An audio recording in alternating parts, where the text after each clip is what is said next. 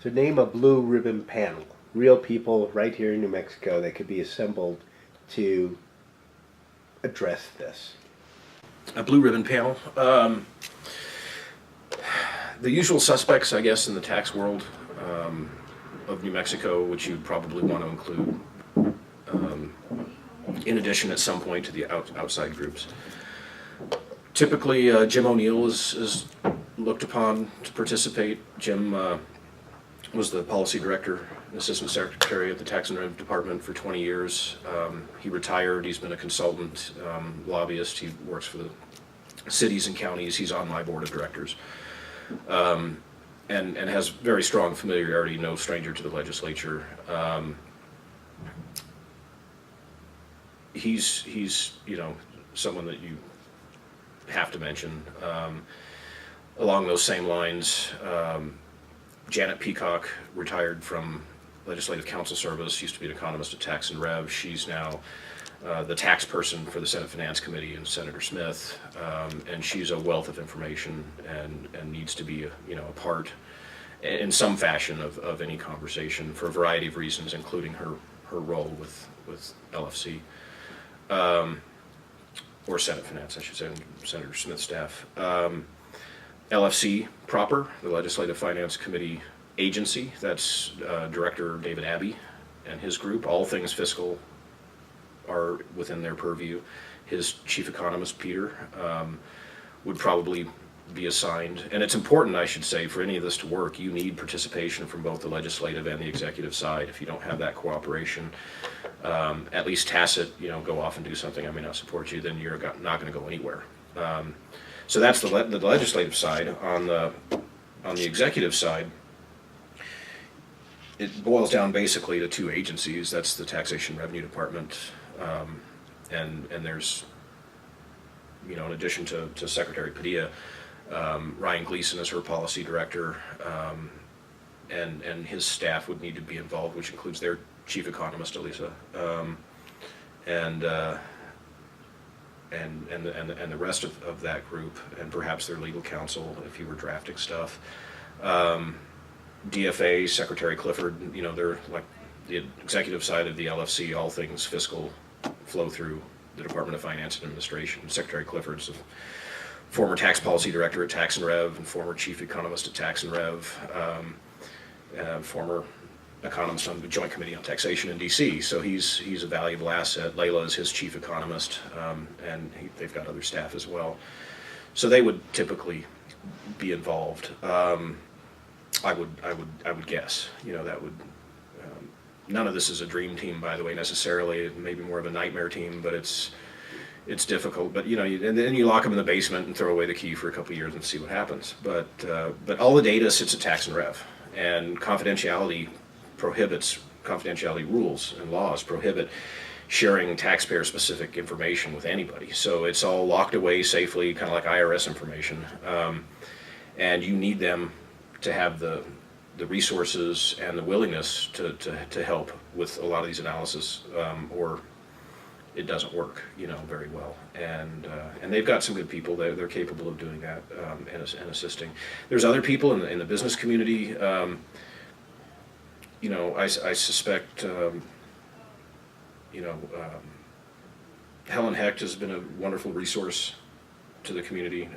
She worked at Tax and Rev, went to law school, worked at KPMG, went to law school, worked at Sutton Thayer and Brown, went to the Federation of Tax Administrators, and now is the chief counsel for the Multi-State Tax Commission. So unfortunately, her role there and her recent move to Washington, D.C. makes it harder to pick on her for help, but I think she would still be someone that you would hope to involve at some point. Her counterpart, Suzanne Bruckner at Sutton Thayer and Brown, is chair of ACI's tax committee right now.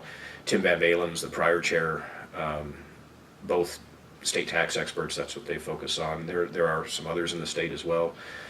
You can look at other commissions that we've had. Ben Roybal was involved in the Professional Tax Study Committee. It was chaired by our former law school dean, Desiderio. He's another one that has been around the block on some of this stuff. So there's some usual suspects, and there's several people I failed to name as well, but it's those people are there.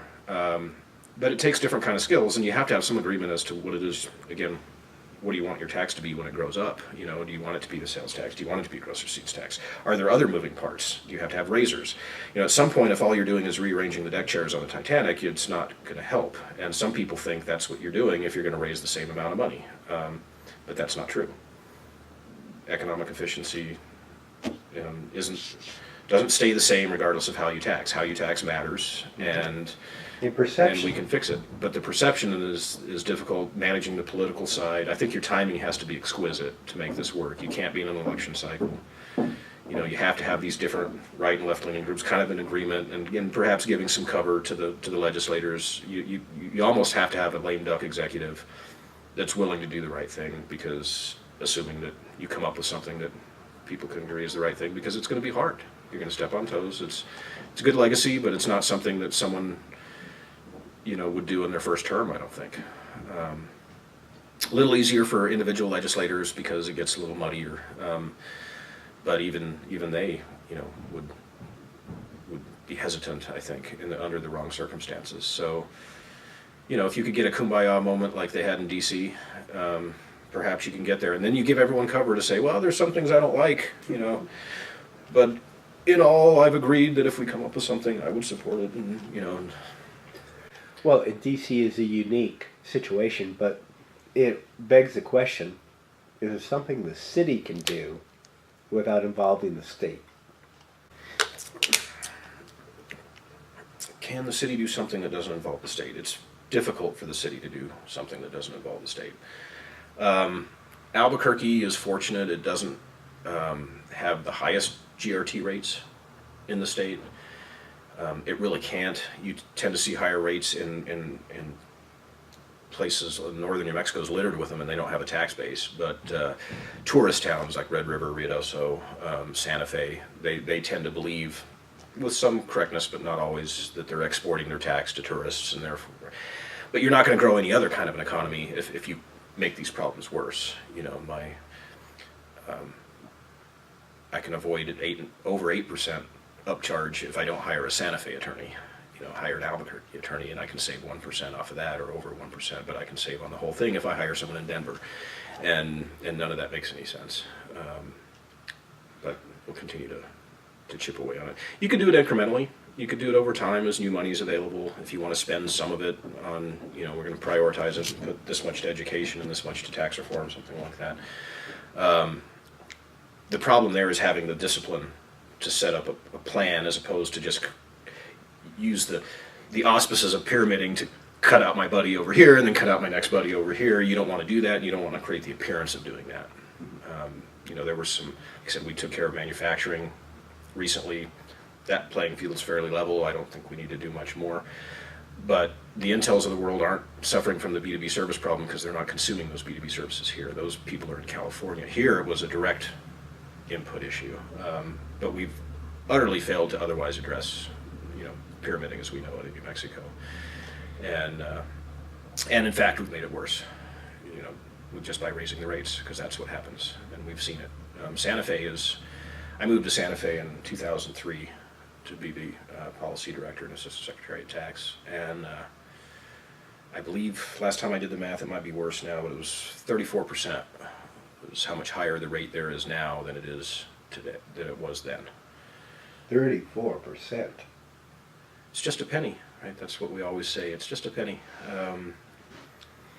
I have no problem with taxes. I try not to come off as an anti-tax person, because you got to pay your bills, but you got to pay them smart. You got to pay them efficiently, and you need to get something, reasonable return on what you pay for. But you can hurt yourself.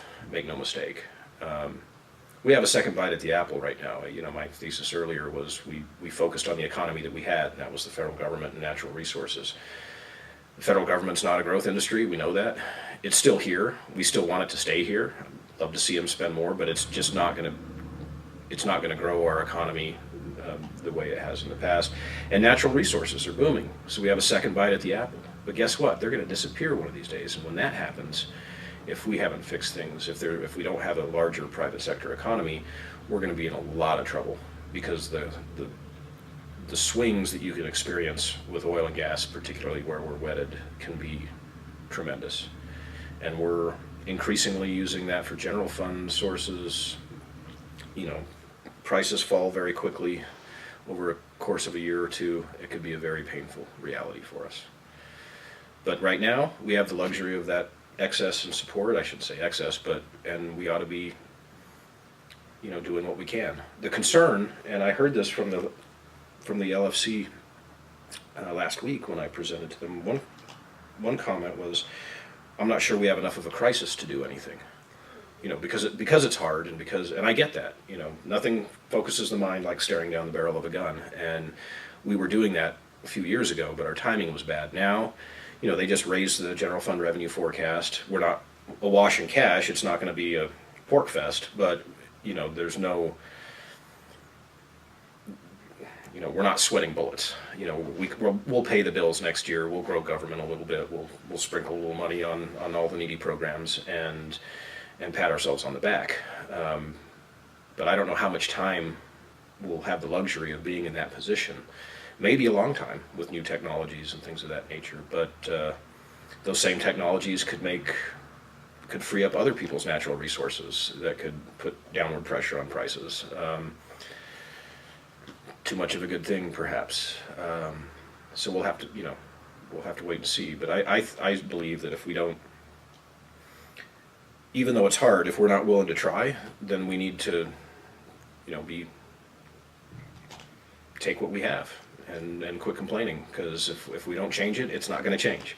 It's the same trap, isn't it, though? I mean, it was the federal government, the bases, and the labs. Now it's oil and energy, and it's a mono economy, mono taxation, right? And so you just, without diversifying, you've not solved anything. So that is really the real solution, is getting a better private sector economy going in the state. Ultimately, I think that is a more diversified portfolio, if you will. Mm-hmm. The feds are never going to go away completely, and we want to do everything we can to keep that stuff here and grow it. We want manufacturers to come here. That's never going to be the largest sector in our economy either. There is no one answer.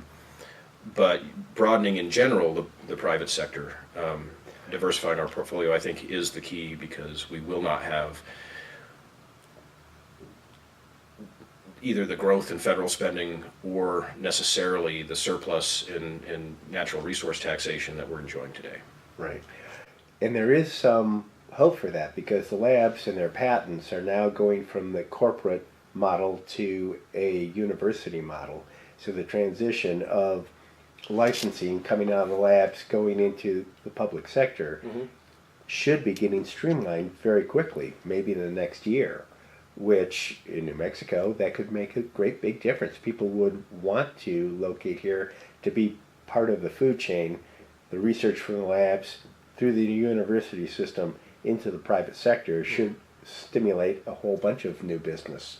Yeah, and clearly we haven't benefited from that sort of activity to the extent that we would hope to see, and anything we can do to further that, I think, is all part of the solution. Right.